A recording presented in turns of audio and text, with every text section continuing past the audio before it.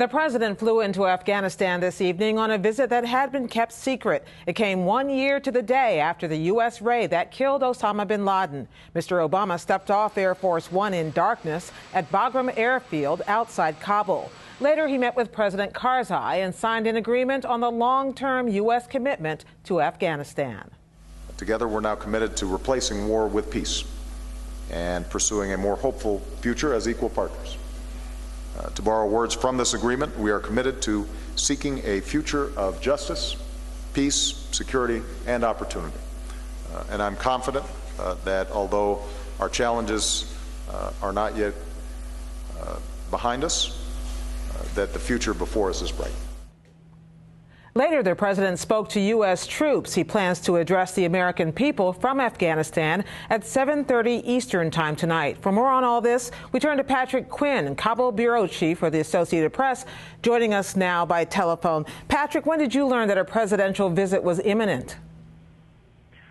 Well, we only found out just shortly before he arrived. There were rumors he was coming, but it was a complete surprise, I think, to almost everybody in Afghanistan that Barack Obama decided to come here on the anniversary of Osama bin Laden's death to sign this agreement. Tell us what you can about this agreement. How significant is it? Well, the deal is not. The deal is significant in that it defines, well, it broadly defines our presence, the U.S. presence here after 2014, when most troops are scheduled to leave here, most combat troops. A lot of Afghans have been concerned that about how the United States will remain here. This agreement basically says that we commit ourselves to supporting Afghanistan economically.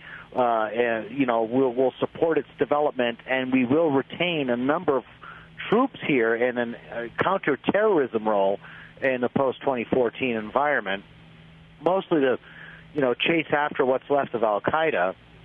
But this signifies a sort of long-term commitment of the United States to Afghanistan and more broadly to the region.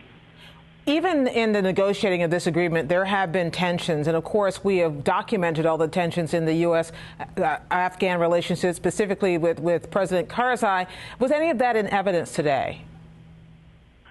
Not really. I think President Karzai got pretty much what he wanted for his own domestic audience, his constituency.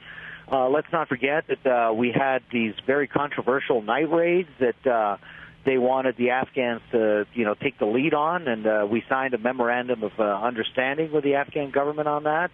There was the detainee issue, which was a big sticking point. A memorandum of understanding was signed on that issue. Now, whether the Afghans themselves can actually effectively take over the night raids and take over the detention centers is not important. What was important was the symbolism that allowed this thing to happen before. Let's not forget the May NATO summit in Chicago. It is an election year. Chicago is Barack Obama's hometown.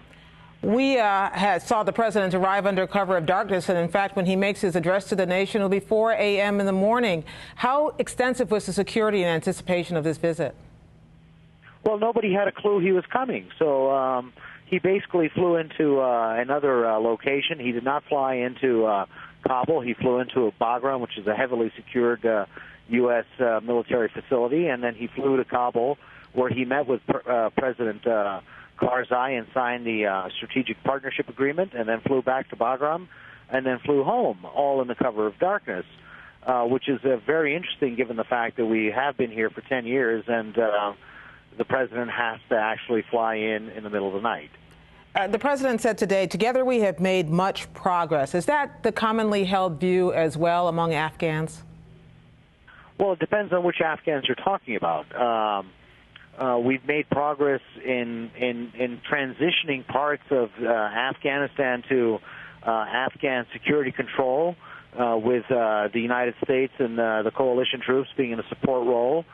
But peace has not come to Afghanistan. The Taliban are still fighting. The peace negotiations have broken down. We're in the middle of a major offensive in the eastern part of the country. So I'm not quite sure how much has been achieved in 10 years here. The war is not over. Patrick Quinn, Kabul Bureau Chief for the Associated Press, joining us by telephone. Thank you so much for joining us. You're welcome. For more on the president's visit and the strategic partnership agreement he signed today, we turn to Seth Jones, who worked for the commander of U.S. Special Forces in Afghanistan from 2009 to 2011 and is now a senior political scientist at the RAND Corporation. And Brian Katulis, a senior fellow at the Center for American Progress, where he analyzes U.S. foreign policy in the Middle East and South Asia. Seth Jones, does this, what you know of this agreement, does it represent a step forward in our relationship with Afghanistan?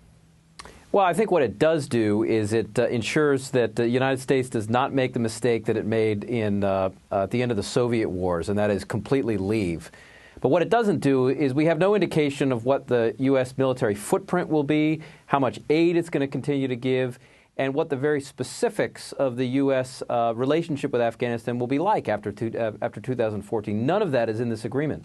So does this mean that this agreement, Brian Katulis, this agreement is about what's not going to happen as opposed to what is going to happen? No, I actually think this is a very important agreement in sending a message reassuring the Afghans of enduring support at a time of transition. The U.S. is bringing its troops home. We've got a plan to get down to 68,000 troops by the end of this year. They're going to reassess those levels. But I think it sends the signal and cuts through a lot of, I think, the debate here at home of whether we're staying or not. As Seth said, it sends this message of enduring support for at least another 10 years. The devil is in the details of the financial commitments and then how many troops will actually stay there in the longer term, though. Well, that's exactly the question, and I'll ask you this and then Seth as well, which is I always wonder about sending messages and whether the long-term commitment means anything more than those words when you don't have those numbers attached. The second thing I think that the agreement does do is it actually sets up a structure for this relationship that didn't exist before. There's a bilateral commission that actually puts the focus on issues like corruption and political reform in Afghanistan. And I think, I've not read the agreement itself, but as I've been told, it has serious commitments from the Afghan government on fighting corruption and political reform, which I would say is as important as the security efforts that we're trying to do in building up the Afghan security forces, because we could be building security forces on a foundation that's not very stable without those commitments from our Afghan partners. Seth Jones? Well, I think one issue that still is not addressed, and I know Afghans continue to be concerned about, is what will the structure look like that will fight against the Taliban and the range of other insurgent groups, including the Haqqani network? And many Afghans are deeply concerned about their own survival. So will the Taliban increasingly take control of territory? Will they eventually overcome? That still doesn't get by some concerns that the U.S. is militarily abandoning Afghanistan, especially when we have neighbors like Iran and particularly Pakistan that are supporting insurgent groups. Well, and there was also a semi-annual report that came out of the Pentagon today, and one of the things they said was that there were long-term and acute challenges from neighboring Pakistan and widespread corruption in the Afghan government. Does this do anything to address that, or do we just tiptoe around those issues, Brian? Well, this agreement, again, highlights the importance and the urgency of the Afghan partners to actually deal with those issues, especially corruption. The biggest problem, I think, longer term, will be Pakistan. This is a major challenge that we've not been able, the Bush administration, the Obama administration has had significant challenges in getting compliance from the government in Pakistan, and I think we're still working those issues, but I think that's the biggest strategic challenge right now. So, Seth Jones, is this, in the end, the visit, the agreement, everything, is it more substantive or symbolic? Well, I think it is mostly symbolic. Again, I would say it is useful to let Afghans and neighbors know that the United States will be committed to some degree over the long run.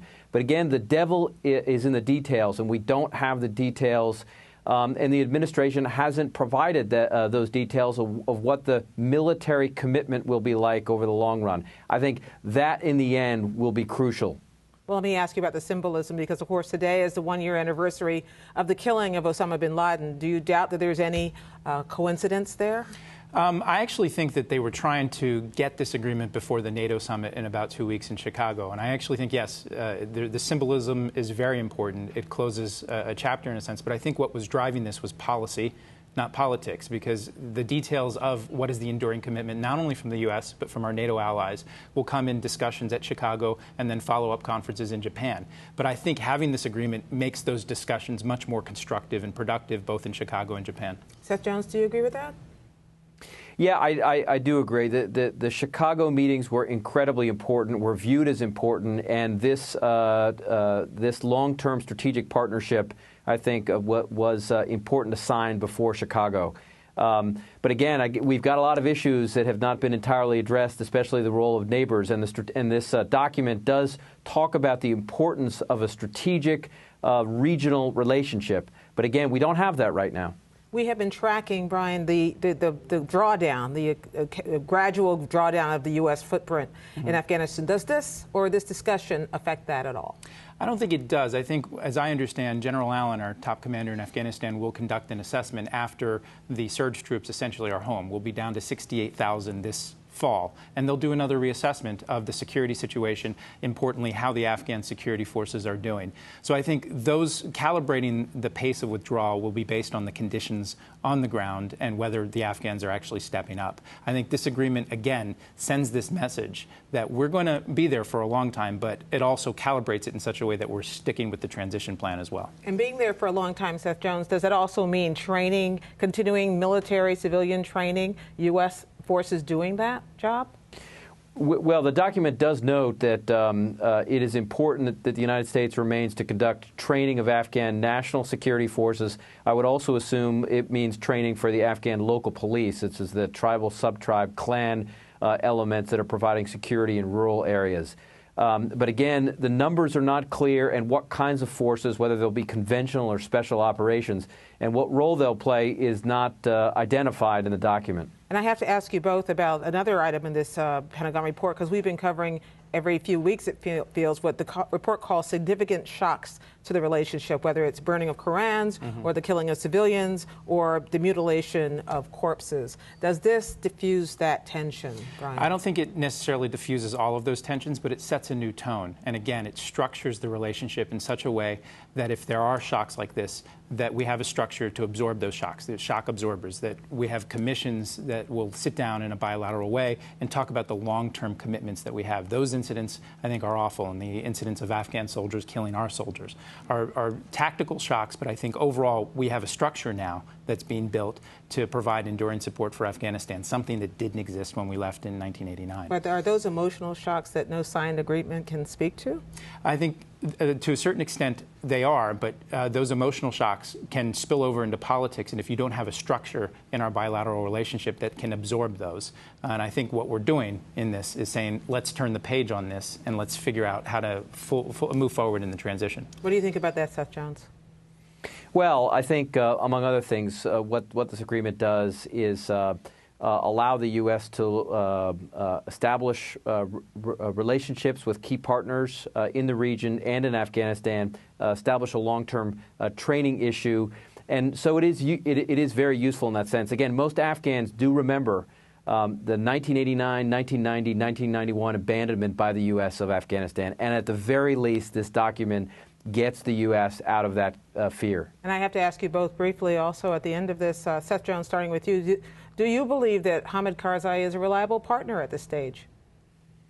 I think Hamid Karzai has been a reliable partner for at least part of the time. In a sense, though, that point may be moot soon because there are elections that are expected to happen. The dates actually have now been gone back and forth between 2013 and 2014. But I think in general he's been good enough. And that's really the question in Afghanistan. Can you have a leader that is good enough? If you look at his support polls among public opinion polling data, he still gets up in the 60% category, which is frankly better than what we have in the United States and in most of Europe. Brian Katulis, good enough? I think he's been mixed. I think the key question, though, is how do we help him execute a political transition? We talk about transition largely as a security dynamic and what our military does. But equally important are what are the political institutions and the economic institutions that are being built. President Karzai is going to have to step down at some day. And I think what this agreement does is elevates those issues of political and economic sustainability. Brian Katulis of the Center for American Progress, Seth Jones of the RAND Corporation. Thank you both very much. Thank you. Thanks, Gwen.